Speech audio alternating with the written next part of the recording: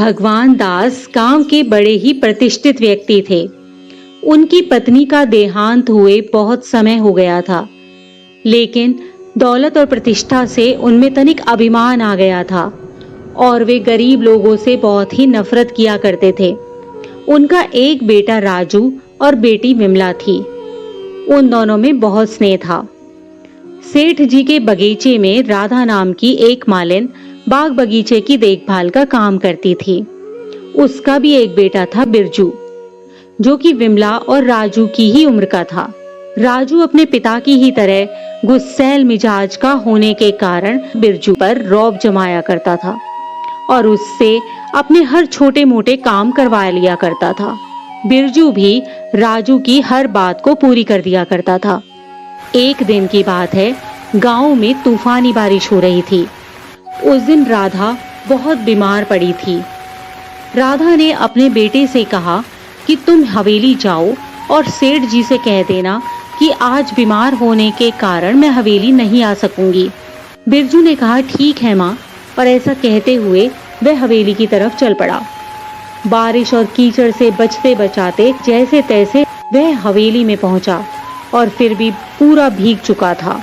बिरजू दौड़ते दौड़ते हवेली के अंदर पहुंचा और सेठ जी से बोला, सेठ जी आज माँ बहुत बीमार है, वह नहीं आ पाएगी। सेठ जी घनघोर बारिश में भी अचानक आग बबूला हो गए। फर्श पर बिरजू के पैरों के कीचड़ के निशान बन गए थे। सेठ जी ने आप देखा न ताव और बिरजू के गालों पर ऐसे तमाचे जड़े कि वह कुछ देर तक तो ये समझ ही नहीं पाया कि आखिर माजरा क्या है। सेठ जी ने बिरजू से कहा, कह देना अपनी माँ से कल से हवेली आने की कोई जरूरत नहीं है। बिरजू सिसकता हुआ अपने घर पहुंचा। माँ ने बिरजू से रोने का कारण पूछा तो उसने सारा हाल कह सुनाया। तो माँ बोली, रो मत बेटा, उसमें तेरी कोई गलती नहीं है, धन दौलत का अभिमान ही ऐसा होता है। बिरजू मन ही मन बड़ा अपमानित महसूस कर रहा था। सावन का महीना था, पूरे गांव में झूलों और मेलों की बहार थी और अगले ही दिन राखी आने वाली थी। उधर सेठ जी के घर बिमला अपने भाई राजू से कहती है कि इस बार राखी पर कोई ऐसा वैसा तोहफा नहीं चलेगा, मुझे कुछ अलग हटकर चाहिए। राजू बड़े रुआब से बोला, विमला तुम फिक्र मत करो, तुम्हें शहर से बहुत बढ़िया तोहफा ला कर दूंगा। ऐसा कहकर राजू ने फौरन जीप तैयार करवाई और शहर की तरफ चल पड़ा। रिमझिम बारिश अचानक तेज हो गई। आसमान से पानी की गिरती बूंदों ने बड़ा आकार ले लिया था और बारिश ने तूफानी रूप ले लिया।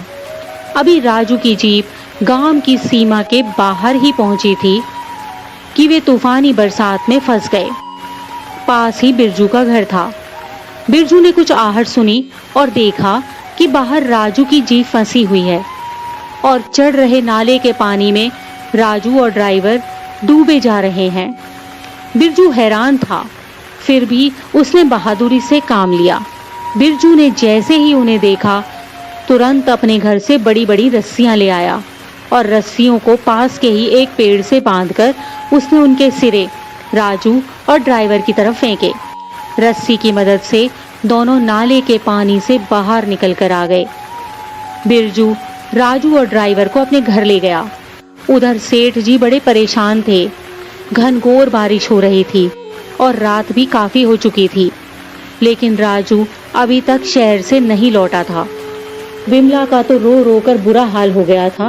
वह बार बार अपने आप को कोसे जा रही थी कि मैंने क्यों भैया से अच्छे उपहार की जिद की थी।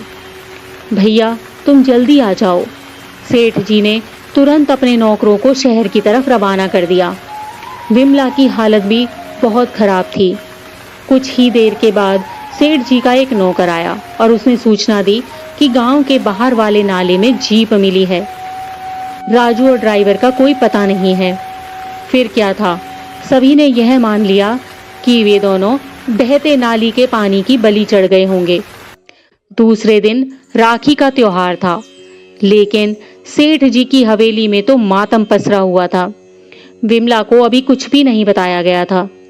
सेठ जी अपने आंसू छुपाने की लाख कोशिश कर रहे थे, लेकिन वे विमला को गले लगाकर रो ही पड़े और बोले, बेटी तेरा भाई अब कभी नहीं आएगा।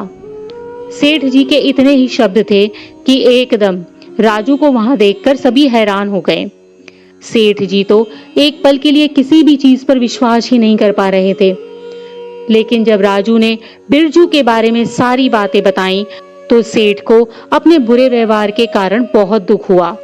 सेठ जी ने अपने नौकरों को तुरंत बिरजू के घर भेजा और उसकी मां को सम्मान सहित लाने के लिए कहा। फिर उन दोनों को सम्मान के साथ हवेली में लाया गया। राखी की सारी तैयारी हो चुकी थी।